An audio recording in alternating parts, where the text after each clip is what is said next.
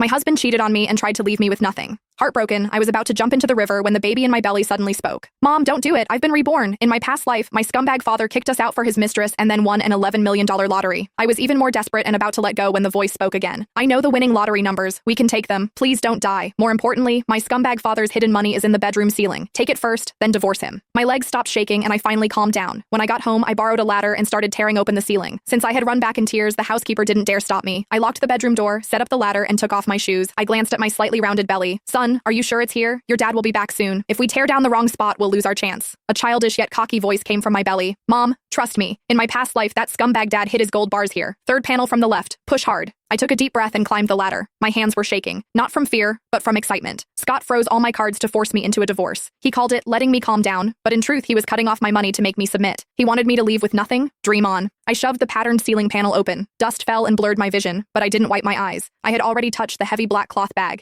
It was so heavy that I nearly fell off the ladder while pulling it out. Be careful, Mom. If you fall, we'll both die. Don't jinx it. My hands shook as I opened the bag. Golden light flashed before my eyes. It was filled with gold bars. I had never seen so much gold in my life. I rummaged through it and found stacks of US dollars underneath. How much money is this? About $5 million. That scumbag dad secretly siphoned it from the company behind his partner's backs. It was meant as startup money for him and his mistress to enjoy life overseas. In your past life, you jumped into the river and let them get away. They used this money to go abroad, get credentials, and return as famous entrepreneurs, completely forgetting you. Hearing this, my anger exploded. Scott, you bastard. I built everything with you from nothing, and now that you were rich, you cheated on me, hid money from me, and even tried to drive me to death? I took the gold bars out one by one and packed them into the suitcase I'd prepared earlier. What if Scott finds out when he gets back? I stared at the dark opening, worried. If he found out, I might not even make it out of this house, let alone get a divorce. Mom, are you silly? Just stuff some old books into the box next to it so it looks full, then put the ceiling panels back. They haven't been opened in years. By the time he notices, we'll be long gone. I suddenly understood. I grabbed a few of Scott's showpiece books from the top shelf, stuffed them into the black bag, and put it back in the ceiling. Then I carefully secured the panels. I even wiped away the fingerprints on the edges. Then I sat on the floor, my heart pounding. Even jumping into the river hadn't been this thrilling. Just then, the door opened downstairs. Scott's impatient voice followed. Tara, did that crazy woman come back? I froze. Mom, don't give in. You're the victim now. Act desperate and make him think you've given up. I kicked the suitcase of gold bars deep under the bed, then messed up my hair and sat on the edge. I forced myself to calm down and tears immediately welled up. When Scott pushed the door open, he saw me looking heartbroken. Disgust flashed in his eyes.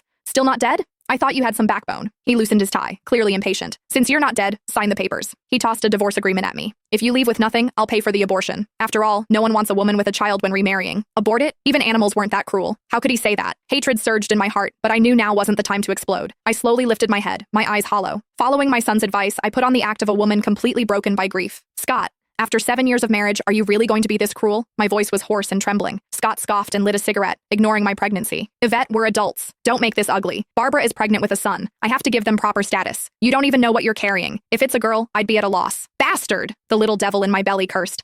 Mom, ignore him. That idiot doesn't know the mistress's baby isn't his. It's the fitness instructor's. I almost laughed out loud. I quickly lowered my head and covered my face, my shoulders shaking. To Scott, it looked like I was sobbing. Fine, I'll sign. I looked up, tears streaking my face but resolve in my eyes. But I have one condition. Scott frowned and looked at me warily. You want money? Let me tell you, the company has no cash right now. I'm deep in debt. I don't want money. I cut in sadly. I just want my clothes and personal things. I want nothing from this house, only to cut all ties with you. Scott was stunned, clearly not expecting me to agree so easily. A flash of joy crossed his eyes before he hit it. Fine, you know what's best for you. Pack your things and leave tonight. We'll go to the city hall first thing tomorrow. He turned and left, as if even looking at me was bad luck. As soon as the door closed, I wiped away my tears and pulled the suitcase out from under the bed. I stuffed the suitcase with old clothes and cheap toiletries, then pushed it, ready to leave at once. Scott was on the sofa video chatting with Barbara, speaking in a tone I hadn't heard in years. When he saw me, he stood and walked over. Wait, open it. Let me check. Don't take anything you shouldn't. My heart leapt into my throat. I even wondered if I should knock him out and run. But when Scott saw the clothes, he only curled his lip in disdain. You're taking this trash? Aren't you going to check again? Don't say I didn't give you a chance later. I gave a pitiful smile. No need. Everything here is filthy. Scott's face darkened. Get out! I pushed my heavy suitcase out of the place I once called home. Once outside the complex, I hailed a taxi and went straight to a 5-star hotel downtown. Mom, great job. That scumbag is probably still dreaming about his money. His face will be priceless when he checks the ceiling. But we need to move fast. After the divorce tomorrow, we'll buy the lottery ticket. The $11 million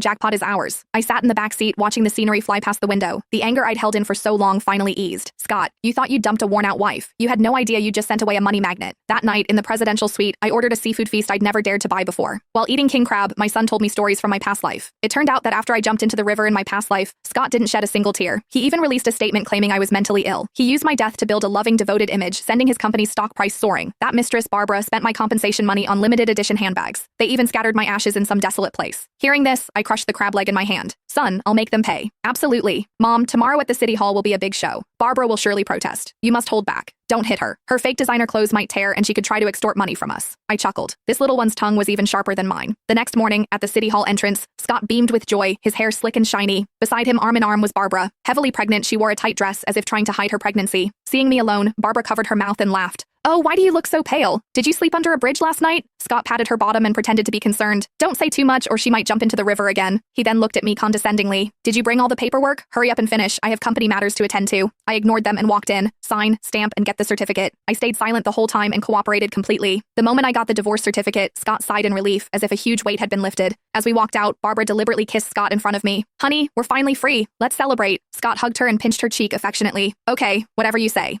Then he turned to me, took out a few red bills and tossed them on the ground. Here's for your taxi. Don't say I, Scott, am heartless. The bills fluttered to the ground, mocking me. People around us were pointing and whispering. I bent down and Scott and Barbara smiled smugly. They thought I was picking up the money. Instead, I just tied my shoelaces. Then I stood up, stepped on the bills and crushed them. Scott, keep this money for your medical bills. I see a dark aura around you. A major disaster is coming. Scott's face flushed with anger. Yvette, don't push your luck, Barbara shrieked. Who are you to say that? I smiled coldly, hailed a taxi and sped off. Sitting in the car, my palms were sweaty. Son, what if he finds the stuff on the ceiling is gone? So what if he finds out? We have the divorce certificate and the property agreement. It clearly says personal belongings can't be touched. That gold bar was your personal item. Does he have proof it's his? It's his secret stash and he can't admit it. Would he dare call the police and claim he's transferring assets? I slapped my thigh. That's right. He'd have to swallow this bitter pill. Now, the most important thing was to buy the lottery ticket. Following my son's instructions, I went to a small lottery shop on the city's outskirts. Boss, 5 quick picks, I said. No, Mom, not quick picks. I'll give you the numbers. Remember them. 05121926310814. I quickly corrected myself. Sorry, boss, I'll pick the numbers myself. Holding the thin lottery ticket felt hotter than the bag of gold bars. $11 million.